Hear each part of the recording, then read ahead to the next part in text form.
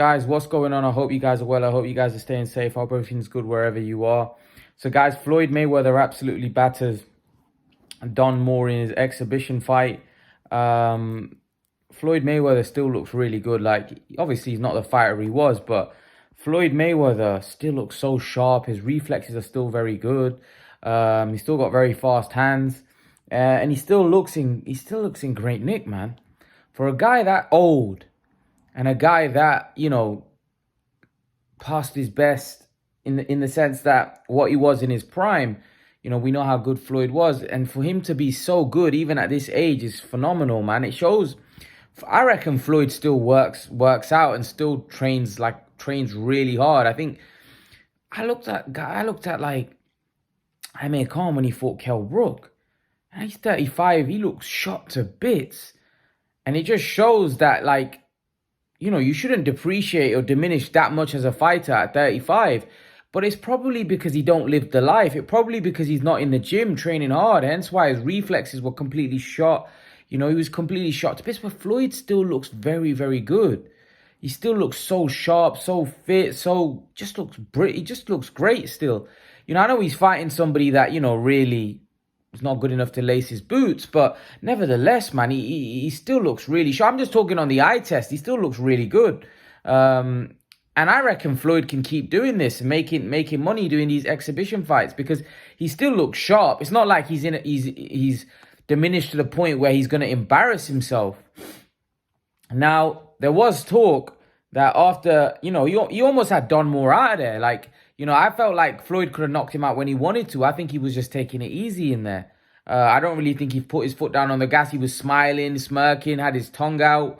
He was talking to the crowd. He was just having fun in there. It was so easy for him. But, normally guys at his age are shot to bits. But like I said, Floyd Mayweather still looks very good. He still looks very good. Very, very good. Yeah, man, I thought it was pretty impressive. I know it's against who it was against, but I still think Floyd looked really good for a guy that's 46 years of age. 45, 46. Well, that's old. Floyd is old. Floyd ain't young. What is he, 45, 46? He's an old man and he still looks good. He still looks in great shape. His body looks really good. So this is a guy that really, I think, still lives the life. I still think eats healthy. And he probably knows that there's opportunities like this out there for him. Hence why he keeps himself in shape. Hence why he eats well. Hence why he trains really hard still. Don't get me wrong. He's not going up against someone really good. He's going up against somebody that, is not really in his class. So hence why it's easy for him. But nevertheless, I still think Floyd still looks impressive. He still looks very good. Now, what's going to be interesting is to see is Floyd Mayweather going to fight on, keep doing these exhibitions, and who's he going to do it against? There was talk. Well, Amir Khan came out and said that, there's a potential that he may fight, or Floyd asked him to, not retire and stuff. But obviously, if Floyd and Amir Khan are going to fight, it's not going to be a fight. It's going to be an exhibition fight, which could generate a lot of interest and generate a lot of money, especially in Saudi Arabia, Dubai, places like that. That could be huge if Floyd is interested in someone like Khan. They could make big money together. Both of them could make some serious dough. It was a fight that we wanted to see in their primes, or not Floyd's prime, but Amir's prime. People thought that he was one of the fighters that could maybe give him Floyd some trouble. But nevertheless, I actually think Floyd would batter Amir Khan at this point. The way he looked against Kell Brook, I reckon Floyd would take him apart. No joke. I actually think Floyd would beat Kell Brook, let alone Amir Khan at this point. That's how good I still think Floyd Mayweather is, and still looks really good. It's crazy, man. It's crazy. 46-year-old against a 35-year-old, and the 35-year-old is a lot more shot than the 46. Floyd would batter Amir Khan if they fight right now, because of what I saw in that Kell Brook fight. Amir Khan's got nothing to offer, whereas Floyd still looks sharp. Not to say Floyd's world level at welterweight at this point. No. What I mean is he still looks really good. He still looks a very, very good fighter, even at 46. He still looks very sharp, very good. And I think if he was to fight an exhibition with Khan, I reckon he probably would stop Khan. Even where Floyd's at this point, I think he would stop him. because I don't have any confidence in Amir Khan. But exhibitions are exhibitions. It's not there on your record. It's there just to make a bit of money and give the crowd. Because obviously there'll be two big names and it'll be interesting to watch. Seeing those two, as those two never fought in their fought when they were professional. Actually fighting professionally at world level. Would have been interesting to see. But yeah, maybe Floyd thinks that fighting Khan in Saudi Arabia or Dubai, maybe some good money to be made. I think it would be massive personally. I think Khan Floyd would be massive over there in Dubai or Saudi Arabia or wherever. I think it would be pretty huge. It was a bit bizarre. I know that they had to cancel the event. This was supposed to happen last week, but then they cancelled it and then they rearranged it and then they cancelled it again. It got announced that it's cancelled again. It's going to happen in October. And then all of a sudden, last minute, it's like, no, the fight is going on. It was really bizarre. Really, really bizarre the way this fight was scheduled and stuff. I found it a bit weird, to be honest with you. But Floyd went in there, did his thing. He's still a great fighter. I rate Floyd. I think Mayweather's still top draw. And I still think he could beat... I still think he could beat some guys, not the top guys, but he could definitely beat some good fighters still. That's even at 46. I think Mayweather looks so sharp and so good. Yeah, I think he could beat some decent names still. But yeah, moving on.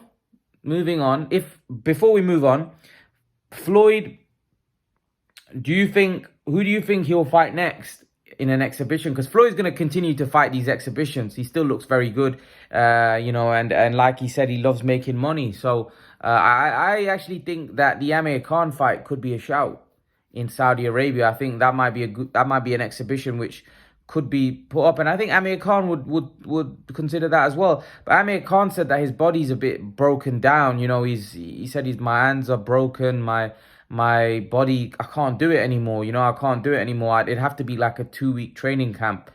And if he's fighting Floyd Mayweather, he needs a 14-week training camp. You know what I mean? Because Floyd still looks really good. Because it'd be such a bad mismatch if Khan goes in there with 2 weeks. I know exhibitions are just there to make money and stuff, but still, you don't want to get embarrassed in there. Do you know what I mean? You don't want to get. Having said that, what happened with Kell Brook, it was embarrassing, but you don't want to get completely embarrassed by Mayweather in there. Especially a guy that you were saying that you could beat and this, that, and then he just goes in there, completely demolishes you in an exhibition. And remember, you can't even say, well, he was, he was, I'm older than him, or, Floyd Mayweather's 11 years I'm older than Amir Khan. So, you don't want to go in there and get completely humiliated. But that aside, Floyd might fight anybody. Floyd could fight Oscar De La Hoya or someone. He could fight anybody, man. Floyd's Floyd at the end of the day. But a Khan fight could definitely sell in that part of the region, because that's where he's gonna make the money in Saudi Arabia, Dubai. So yeah, leave your thoughts. Let me know what you think, and then let's talk about Joshua Buatsi and Craig Richards. Wow, what a fight! What a great fight! What a great fight! Buatsi beats Richards in a very, very close fight. I thought it was nip and tuck. I thought it was a great fight. Both left it all out in the ring. I think, Richards is a great fighter. I actually think Richards is a very good boxer. He boxes very well at distance. He's got a very good chin. He's very durable as well. That impressed me. But I feel like Richard lacks a little bit of belief. And what I mean by that is I felt like Richards, if Richards had a bit more output, threw a bit more punches, I think he could have won those rounds. I felt like he lacked belief, and the bigger punches were coming from Joshua Buatsi. But Buatsi, although he was throwing the bigger shots, he was missing a lot. Richards was making him miss a lot. But Richards' just output lacked. He didn't have his output wasn't high. Hence why I think Buatsi ended up taking the fight. But like I said, I do think Richards. It was very competitive. I do think Richards gave Buatsi a tough fight. He did. Richards is a very good fighter. Very, very good fighter. I think the late rounds, the late rounds, I think Bustsi lost a few of those late rounds. I think early on Bustsi was winning pretty comfortably. Tony Bellew had Bustsi 7 rounds up. I don't know whether I agree with it. I think you could have at least given Richards 1 or 2 rounds early on in that fight. Out of 7, I think, you could have given him 1 or 2. And then, that makes the fight very interesting because I definitely think that Richards won about 3 from 7 to 12. I think Richards won about 3 of those rounds. And that's why I think that some of the 2 of the judges had it 115, 113. The fight was very close. I think Bustsi probably nicked it, but it was a 7-5, 8-4 type of fight. Yeah, I can see that. 7-5. I think both the 2 judges that had it 7-5 had it spot on because I think you could have given Richards 2 of the earlier rounds, and I think Richards won 3 late rounds. I do. So I think 7-5 was pretty fair. If Richards had a bit more belief in himself, I think he could have taken that fight. But again, it was a bit like the Bivol fight. Bivol won a bit more comfortably than Bustsi, but I just felt like Richards lacked a little belief in himself, which probably held him back. He needs to throw a bit more punches. He needs to throw more punches.